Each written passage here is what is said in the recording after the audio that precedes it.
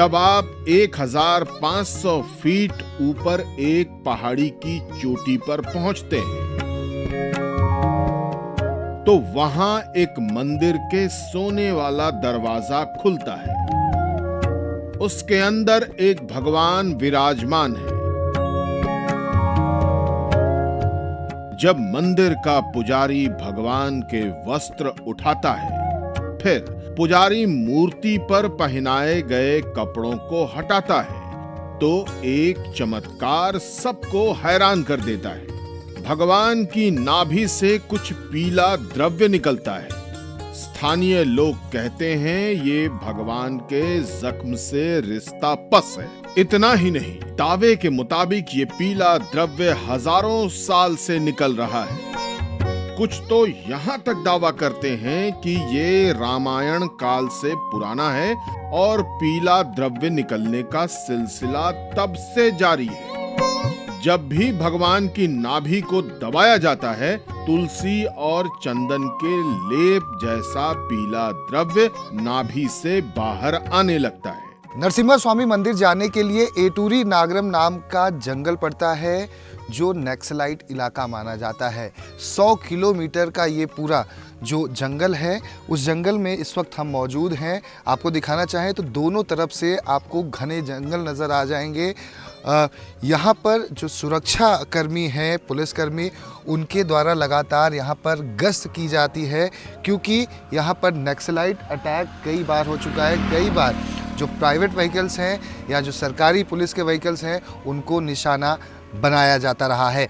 ऐसे में इस घने जंगल को हम पार करते हुए आगे की तरफ नरसिम्हा मंदिर जा रहे हैं, जहाँ पर इस अद्भुत चमत्कार और रहस्य को हम जानने की कोशिश करेंगे।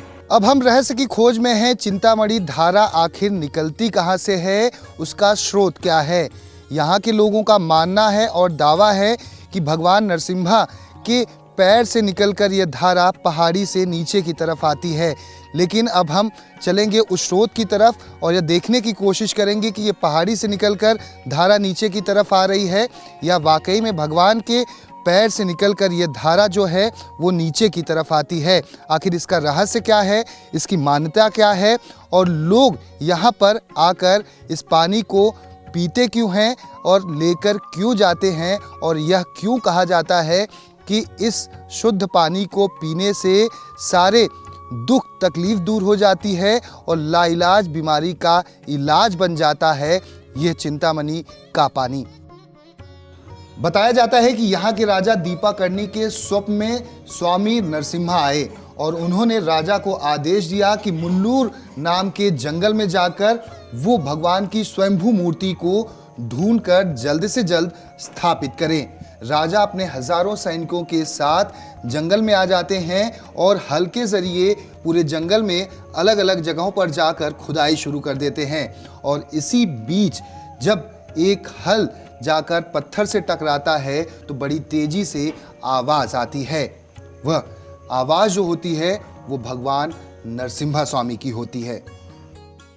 हम आ पहुंचे हैं हेमचला लक्ष्मी नरसिम्हा स्वामी के मंदिर में उस रहस्य का पता लगाने के लिए कि क्या वाकई में हेमचला भगवान की जो मूर्ति है उनकी नाभि से निकलता है एक खास प्रकार का द्रव्य, कि क्या वाकई में यह सच है कि भगवान की नाभि उसी तरह है जैसे कि इंसान की नाभि होती है और उसे देखकर और छूकर महसूस किया जा सकता है, और क्या भगवान के शरीर के ऊपरी हिस्से में निकलता है बाल।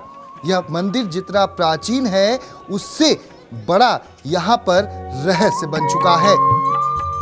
स्वामी नरसिम्हा को हर शनिवार, रविवार और सोमवार को काले तिल के तेल से अभिषेक किया जाता है।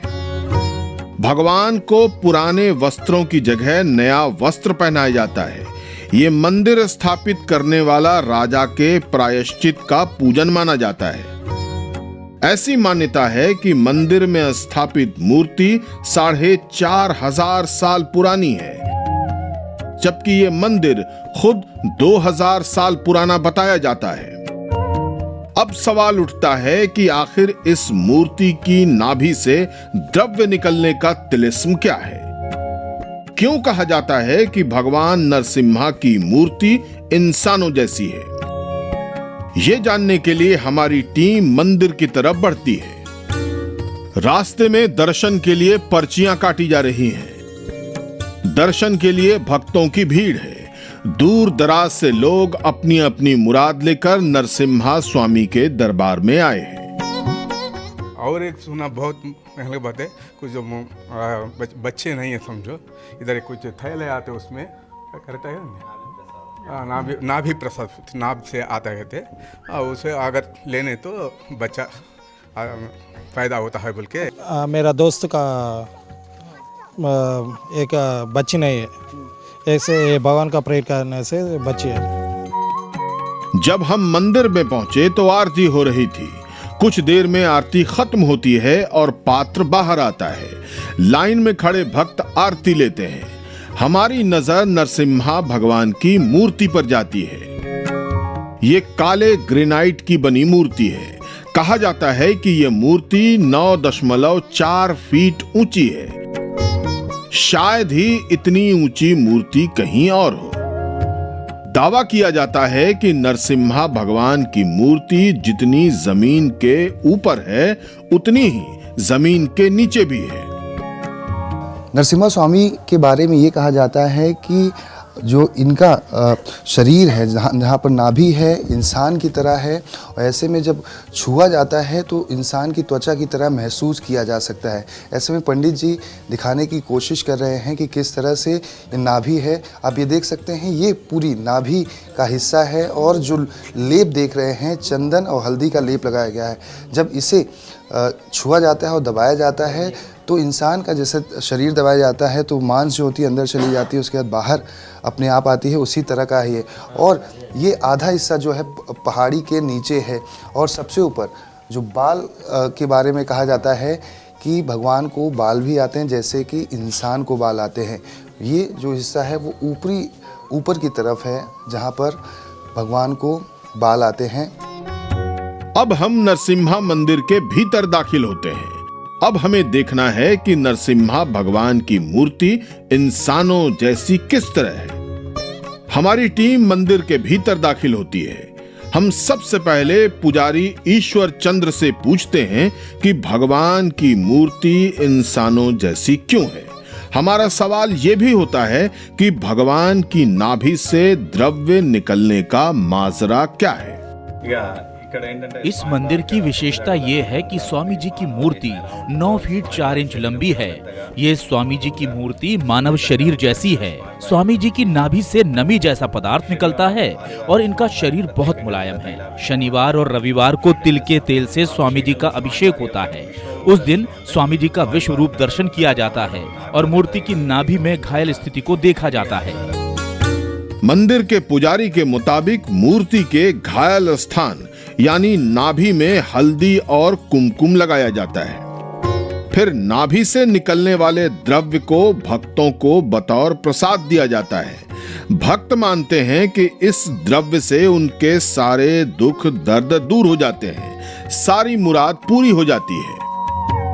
अब हम पुजारी जी से कहते हैं कि क्या हम नरसिम्हा स्वामी की उस चमत्कारिक नाभि को देख सकते हैं।